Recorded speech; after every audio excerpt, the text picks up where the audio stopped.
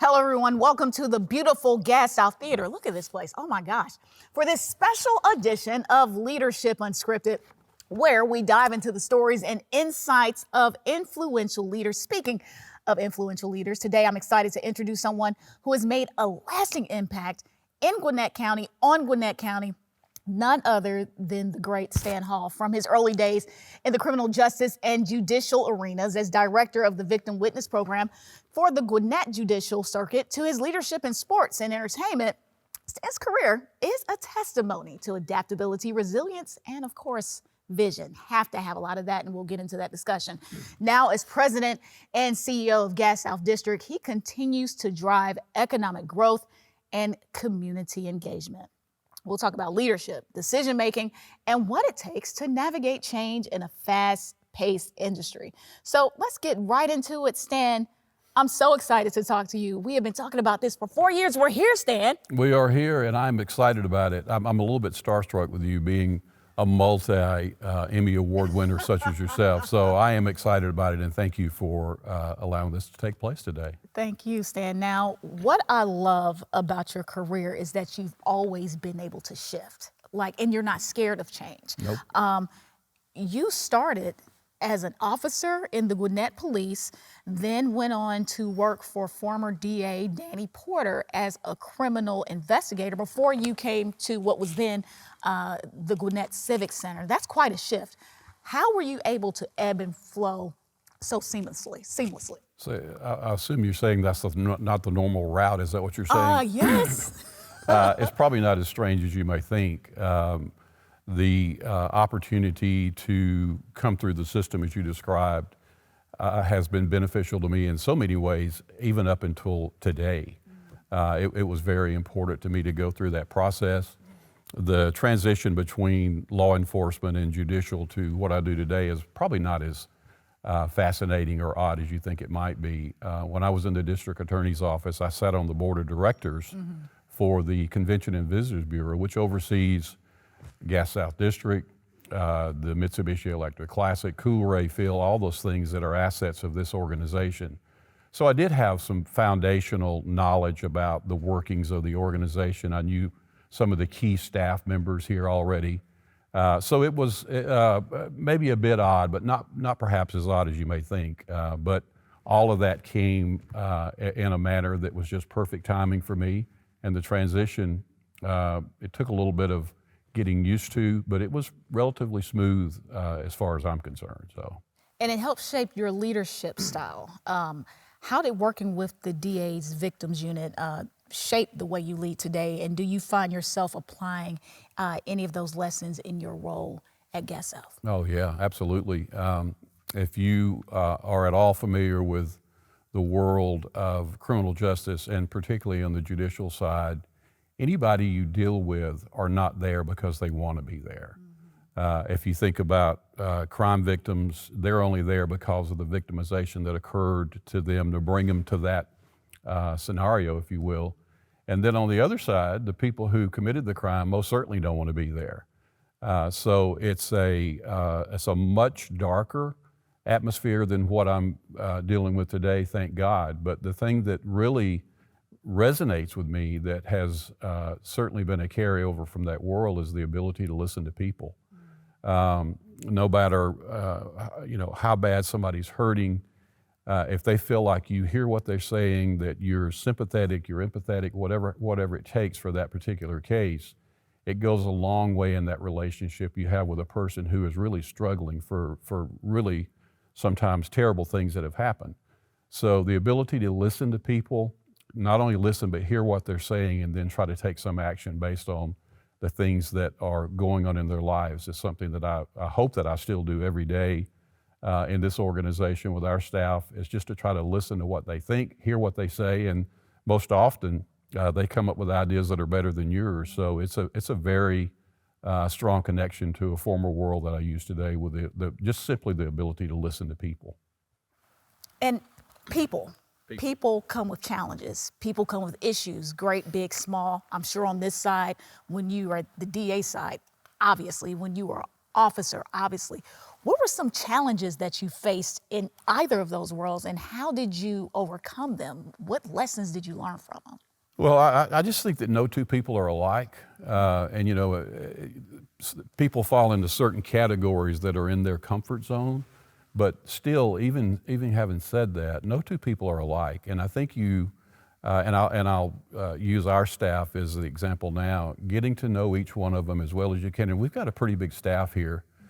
So it is hard to spend, a large amount of time with each one. But simply getting to know each one of them, what their strengths are, what their weaknesses are, what their passions are. Once you establish that and you're able to gain some knowledge about each and every one of them as much as you can, it makes that relationship much, much easier. Learning about their family, learning about their hobbies, and again, listening to what they think is important for the organization.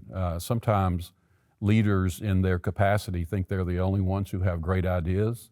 That's never been the case here. I've got plenty of ideas, but some of them are awful, I can tell you. So hearing what they think are good ideas for the organization and molding that with whatever your vision is really the secret to me as far as getting along with your staff and understanding what's best for the whole organization. And vision. It's taken a lot of vision for Gas South to get where it is today. 14 years ago, you took over the reins when it was Gwinnett Civic Center, then Infinite Energy and Gas South here within the last 4 years. So it's a huge part of Gwinnett's identity. What's been the most exciting part of leading it? Well, as much as I would like to take credit for the overall vision that this organization had and still has, this organization has known great leadership since day one, really. If you think about the people who have been in varied leadership roles in this organization, much of the success that we're seeing today was 100% a product of an idea that might have happened 15, 16, 20 years ago. Not only in this organization, but we are joined at the hip with Gwinnett County. And the leadership, that Gwinnett County's had, not only with our current Board of Commissioners and our current chairwoman of our board, whom is on our board now, but even if you go back several administrations, they've all been part of this Gas South District, or as you said at that point in the beginning, the Gwinnett Center and all things that it was and all things that it has become. So much credit has to be given before I even step foot on this campus, and has made my job much, much easier. But since being here, trying to realize those visions that were before me and then establishing those visions since I've been here, my predecessor, Preston Williams, who was a CEO, really taught me so much about trying to understand this business. Again, coming from a world that was much different as far as the industry is concerned. Right. He taught me so much, and I'll always be thankful for him for what he did. But now taking those initial ideas and then moving them forward, in the next 10 years and the next 20 years for people that will be here when I'm gone, and just trying to make sure that they have the same opportunities based on clear planning that I had when I came over. So, we've got a lot of things going on right now, but so much of it does go back to the past that have allowed us to be where we are today. It's the foundation. 100%. And you talked about the industry keeps changing. You talked about has become what it is. What will it be 20 years from now? Where do you want Gas South? Well, I want Gas South to be at the top of the heap. Yeah. I can tell you that for sure. But even in the 14 years that I've been here, the industry continues to evolve. The things that we're trying to do here is most often a reaction or proactive to trying to be as competitive as we can be in the market. Whatever that competitive component is, we want to make sure that we're doing it and that we're doing it very well, and we want to be the best at it. And I think we do have the staff in place to take us to wherever that next step might be as far as this industry is concerned, but it does continue to change. There's so many components of it that are controlled by a small group of people, if you will, that control so much of what we do to make our events possible. I think in the years to come, I do think there's going to be a very prolific change in some of the ways that business is done here. There's several antitrust topics that are floating around our industry right now. It's going to be interesting to see how that works out. But based on the outcome of all of that, I think that will dictate how this business operates and how this business continues to move forward. So it's ever evolving, which to me is sort of exciting. Nobody wants to do the same thing over and over, but it also causes you some nervousness to make sure that we are staying not only being competitive, but we want to be at the top of the heap, and that's always our vision. Yeah, don't want to have saying hindsight is 20/20, coulda, shoulda, woulda. No, you're doing it. Yeah, absolutely. There's this song that compares cities and says DeKalb is not Atlanta, Cobb is not Atlanta, Gwinnett is not Atlanta.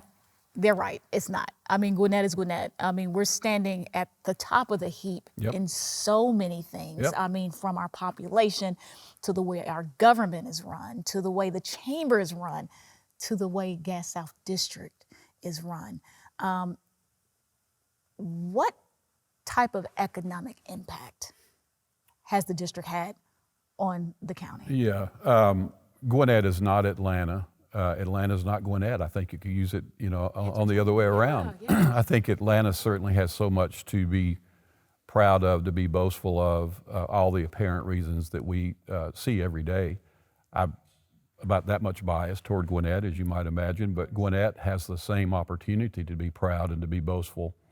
And just a couple of things that I think makes Gwinnett unique, and then I'll tell you how that sort of segues into the economic impact. But Gwinnett County is exactly what this country is going to look like in 20 years.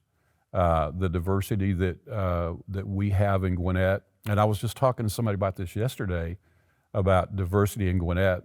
I said, diversity is not something we talk about in Gwinnett. Diversity is something we celebrate in Gwinnett. We're not just saying we have it, but we have it, and we're so proud to have it. But the people that truly don't understand diversity at this point, as you said earlier, they're just dropping behind. They're not moving forward, they're moving backwards. The diversity that we have is also seen in everything we do at Gas South District. The shows we put on, the meetings we have here are all it represents the entire county. The musical genres that might come, the meeting people that we have here are always looking at how can we entertain the various cultures that come through Gwinnett, who live in Gwinnett, who work in Gwinnett. And to answer the basic question of it, in a project that we're working on now, we had to come up with some sort of economic impact that this campus has created for Gwinnett County. We only went back 10 years in trying to evaluate that impact, and it was over $1 billion just here in Gwinnett County.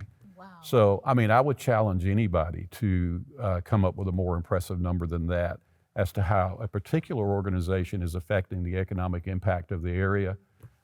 We're very proud of that number. We actually think it might be better than that. But if you can say $1 billion, you can say that with a very boastful, announcement to anybody who wants to hear it. But it is a huge revenue generator for this county, for the Atlanta area, one that we're so proud of, and we want it to continue for sure. And it goes back to what you're saying. You're speaking to the heartbeat of our county, the people. Absolutely, absolutely. We are like this stat came out during Chairwoman Hendrickson's State of the County. Mm-hmm. We are the most diverse county, not in the state, not in the region, in the entire country. Yes. Stan, that speaks volumes. Yeah, and that would scare some people, I think. But that's why I'm always very clear. So I'm born and raised in Gwinnett County. I'm 7 generations in Gwinnett County. Wow.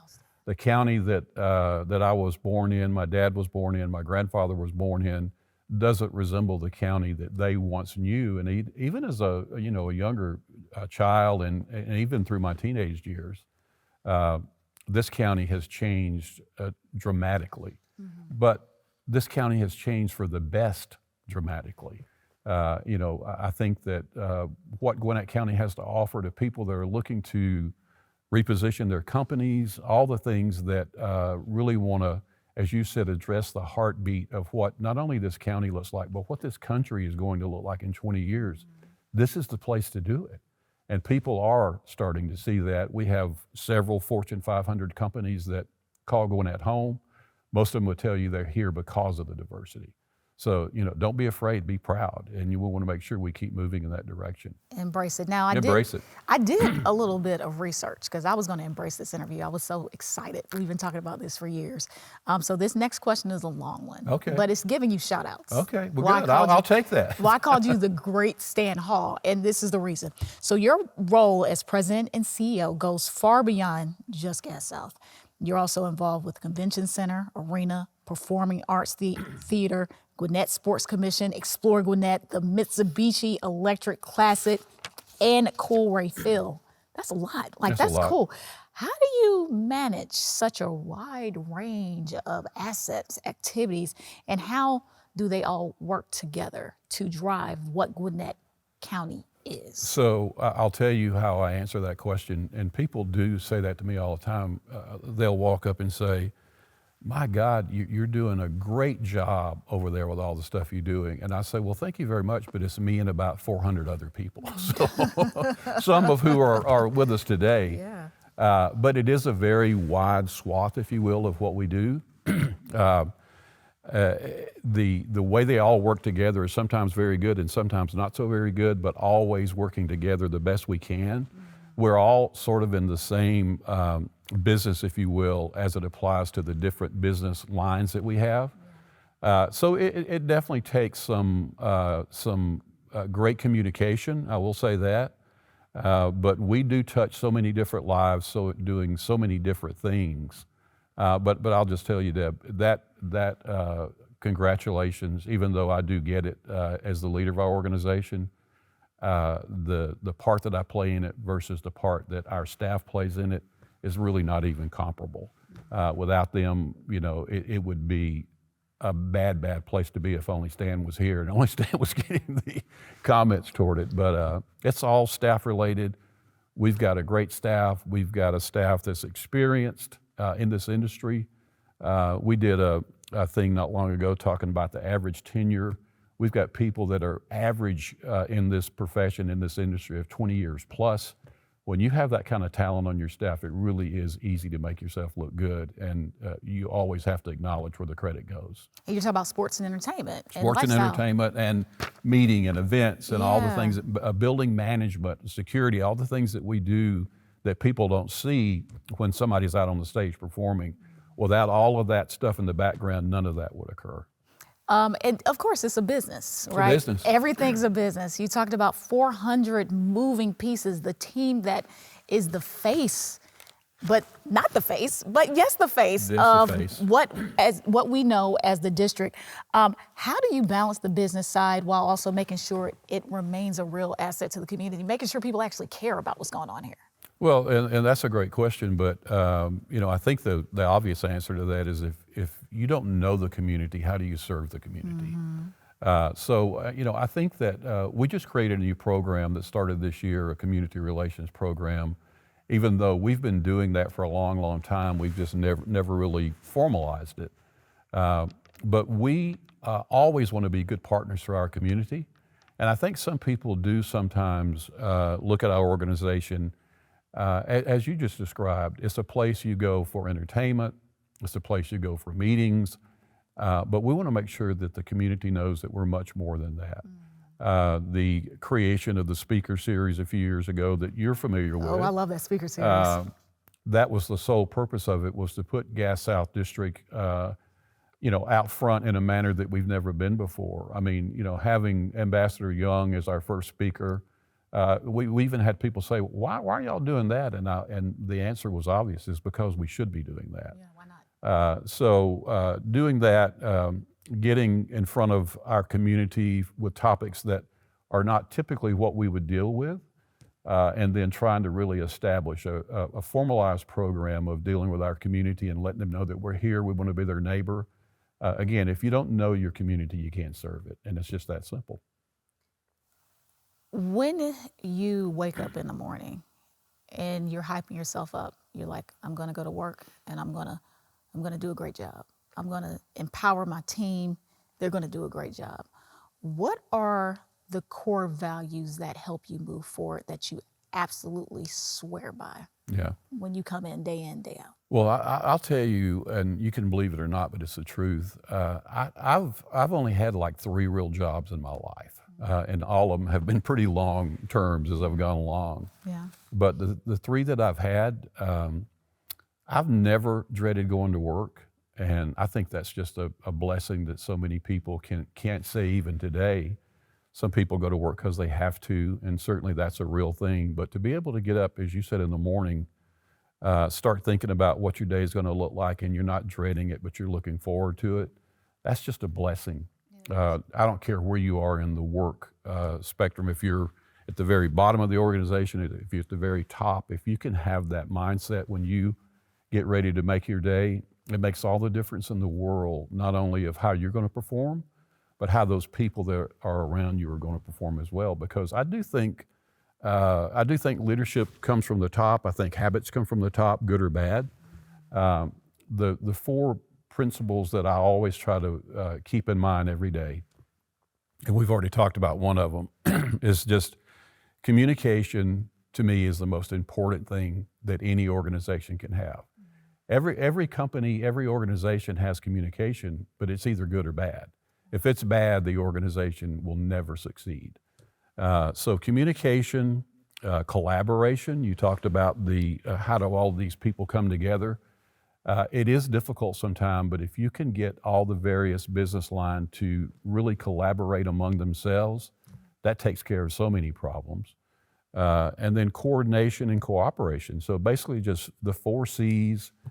My staff will tell you that I am an animal about acronyms. And I am, and that comes, I think, from my life in government. Government workers are notorious for acronyms. You love an acronym. Love acronyms. Where, if it's a task force, if it's a project, you always come up with a code name for it. And I haven't been able to get past that. But those 4 C's that I just described to you, if you can utilize and be successful in those 4, you're going to be successful, your organization is going to be successful, and I believe that with all my heart, for sure. So that's the 4 that I walk out the door of my home every morning and walk into my office thinking about, if I can get these 4 things done today, we're going to be successful. And that, as you said, it starts from the head and makes its way down. But just knowing you, Stan, you're not a top-down approach guy. No. You're a bottom-up. You support everyone regardless of what their title is. Yeah. How does that foster, because there are a lot of organizations from the outside that look amazing. I worked in news. And so people are like, oh, you have a great job. But then when you would talk to, some of my former colleagues at any market I worked in, they hated their jobs. Yeah. But people here, just in talking with your team, yeah, y'all have a cool job. You work at Gas South. That's just cool in itself on its face. But everyone here seems genuinely happy. How do you encourage that? Well, I hope that's true. Yeah. And we try to do things to sort of take a look at the satisfaction that our staff has. And we're never going to make everybody happy, and I understand. I wish we could, but we never will. But trying to address the needs and concerns of our staff to make it a workplace that they enjoy coming to, that's always got to be a part of what you do every day.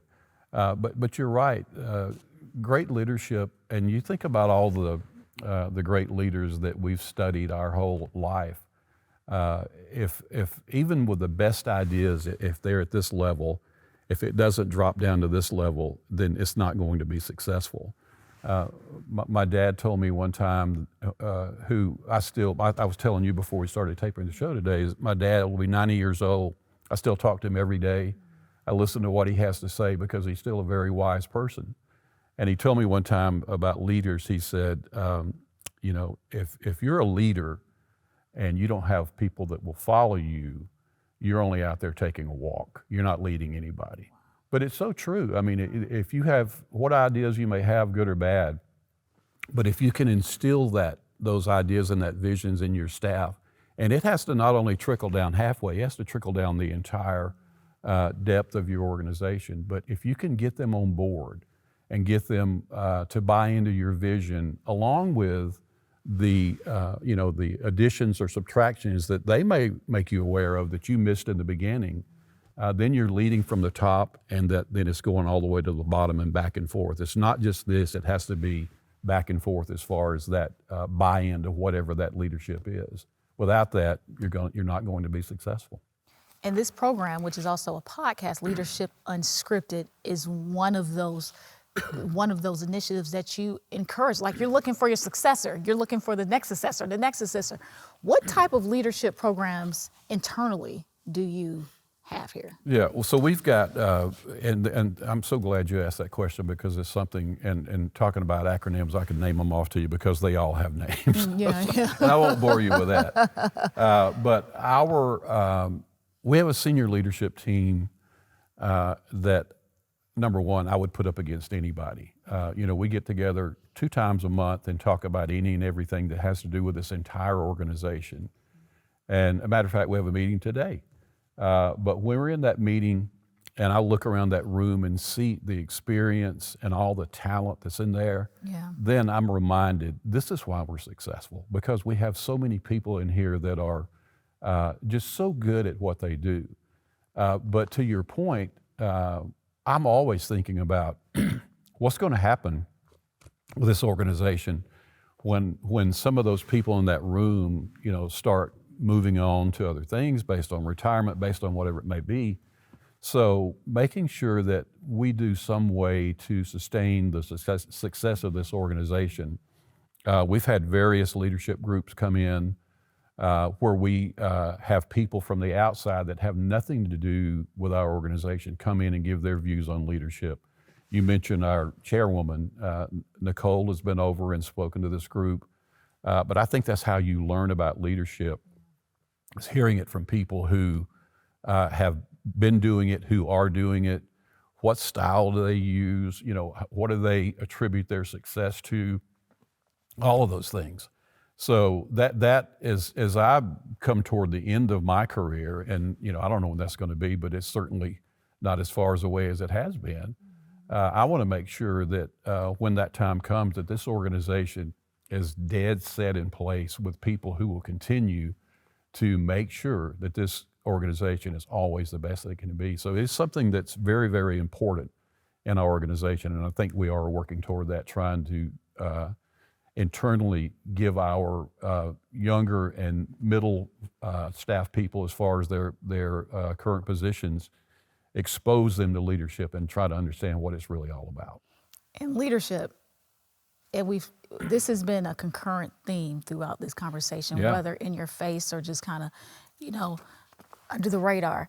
Leadership is about expecting and accepting change. Oh, yeah. Entertainment is one of those industries that is always, it could be loosey-goosey. It could be like, well, what are they going to do next? It could be. How do you prepare your folks for something like that? Like the pandemic, that had to affect you all adversely. Oh God! Yeah, seriously. I could still tear up over the. Right. That was the most horrible thing I've ever been involved in. But I will tell you, change is something that I've never been afraid of. I enjoy change, within reason.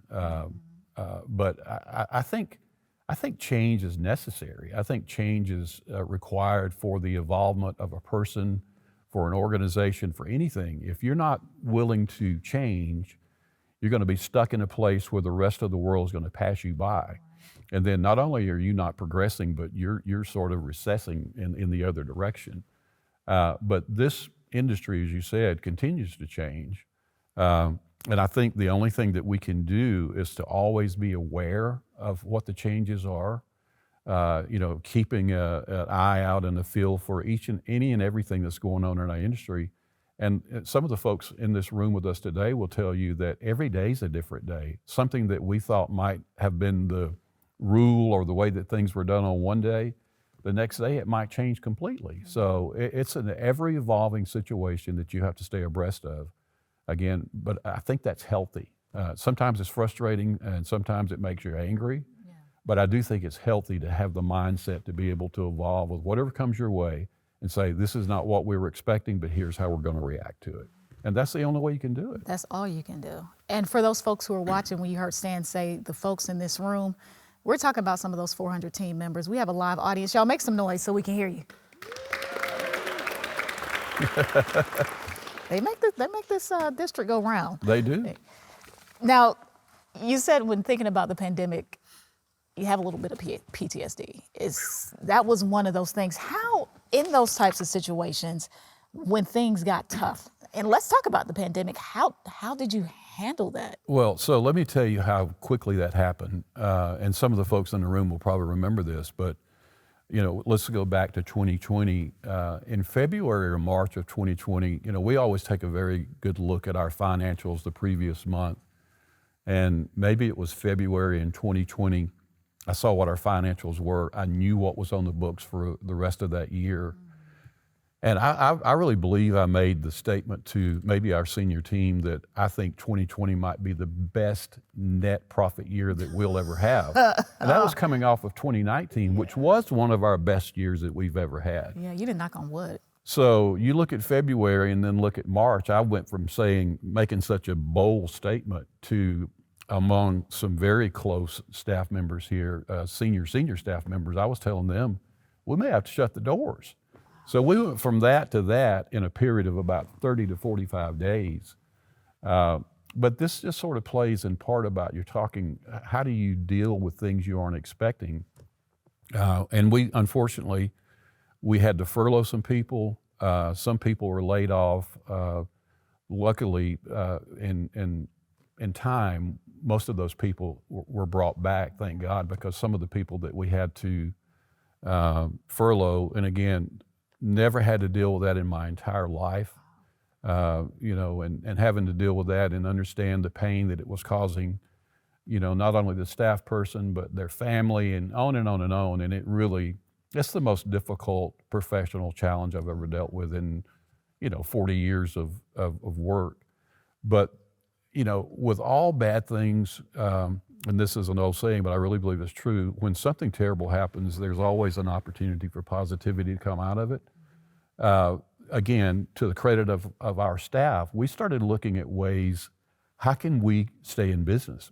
The governor had an executive order out where we couldn't even have people in our arena, which is, we always refer to it almost the golden goose of this campus. Couldn't have people come in. We had all of the, safety precautions that were in place. So we started looking at ways we could do things outside. And we did some things in parking lots. Back then, I was reminded of my days as a teenager when you used to go to a drive-in movie.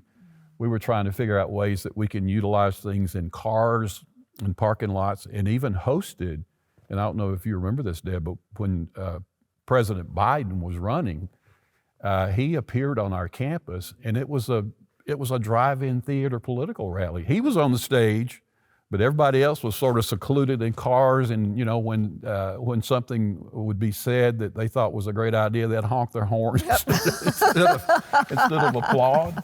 Right. But we improvised, and business was certainly affected by it. There's no doubt about it. But what we did do is keep the doors open, and we were one of the first venues to open the doors back. When things started to ease up a little bit. There was people that went past the COVID year for a long time before they opened their doors back up. But we were very aggressive, very cautious, but also very aggressive that we wanted to get our doors open before anybody else did. And then our business picked back up. But it was a terrible, terrible time for this industry in particular. When you're in the public assembly business and you can't have public to assemble, that makes it very difficult to reach any goal you might have. But thank God we got through it, and hopefully we'll never have to go through that again. 5 years later. 5 years later. And look what's happened. You have always had vision for where you want this district to go, and of course the folks who work tirelessly with you. What's your why? Well, I think there's a lot of reasons. And I think I can use COVID as an example of the why, as to why we're here, why we do what we do.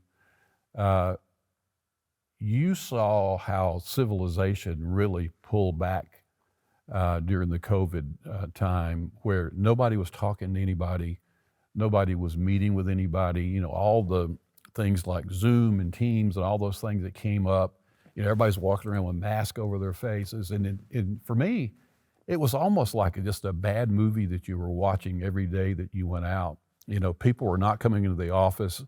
I am old school enough where I absolutely cannot work from my house. I have to be here. And I came in the whole time, and sometimes there might have been 8 or 10 of us who just had to be here because of the way we operate. But why we do what we do is because people need to have that interconnection. The things we do here are for entertainment, but people don't just come here for the entertainment. They come here to be with people that they enjoy being with, people that they love, to talk about common interests that they have, whether it's a meeting, whether it's a musical performance, whether it's a play on this very stage we're sitting on today. Entertainment and socialization is an integral part of humanity. And once you lose that, you saw how quickly the pullback comes. And I'm telling you, I think that we still haven't really recovered from the COVID recession. And I don't mean economic recession, I mean the recession where people literally pull back. We haven't recovered from that yet. We're so much better than we were. But the business that we're in is, I think it's a necessity for people to really celebrate life, whatever that means to you. We have the mechanism, we have the assets for people to celebrate life, and that's my why. You aren't going anywhere anytime soon. But we'll see. when I say just they, I'm talking about the community, the future leaders in this organization, when they look back on your legacy, what do you want to be remembered for? Definitely somebody who was fair.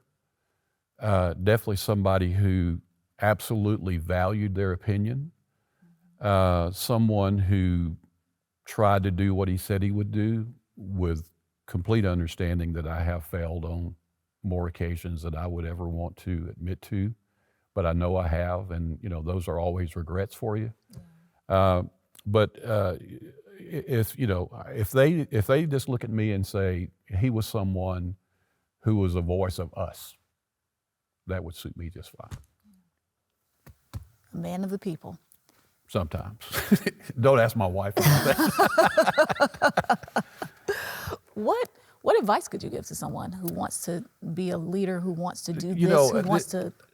And this is something that's so important to me. I talk to people who are in very important positions every day, and I'm exposed to leadership styles that are like mine, that are completely different than mine.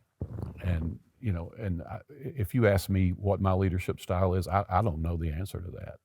I know foundationally what it is, but I saw a documentary not long ago about someone that I'm a big fan of, John Baptiste. I don't know if you know who that is, but I love him so much. And he was being criticized because he had been nominated for a Grammy in 5 or 6 different musical genres, and people who performed only in one of those were offended that he had been nominated in that genre because they thought he was a pop star, or they thought he was this, or thought he was that. And when he was asked about that, he said that he refuses to be categorized to a particular genre because when you do that, you've closed the door to some artistic expression that you might want to do in a different genre. So he said, just let them criticize because I'm going to do what I do. I think that's also true in leadership. I think that they are, if you study leadership, there's so many different styles and techniques of leadership. I told you that I've only had 3 real jobs, which means I've only had 3 real bosses in my life. And all of them were so different as far as the leadership styles that they practice. Each of the 3 practiced a pretty regimented style, in my opinion. So I've taken bits and pieces from that, but I've also been very open to look at all styles of leadership. I may say, leadership style X, I don't agree with all that, but there's bits and pieces I really do like. So I think whatever style I have, is a culmination of life experience, seeing how other people lead, trying to do some things I wanted to do, and then just rolling that all in a big ball and trying to figure out, how is this style best suits the organization that you're involved in, and then how does it best suit you as far as trying to accomplish some of the goals you have. So, and if somebody asked Deb, what's your leadership style, you would say, I don't know, maybe it's called the Deb leadership, I don't know, but it's based on things that I think will be most beneficial for the organization, how we can achieve our goals. For those people who are aspiring leaders, the one thing I would tell them is, I'm a big reader, and I would tell them, read, read, read, read, read. Not only about leadership, but there's so many things that you can learn from reading that you will never learn without. And I think reading has become a little bit of a fading tool that people think they need. They don't have time to read. And if you don't have time to read, I don't think you have time to learn. And leadership is based on knowledge. Life is based on knowledge. And that's how you achieve all those things, by seeing what people have done, both successfully and unsuccessfully, looking at the way they did it. How can you use that to your benefit?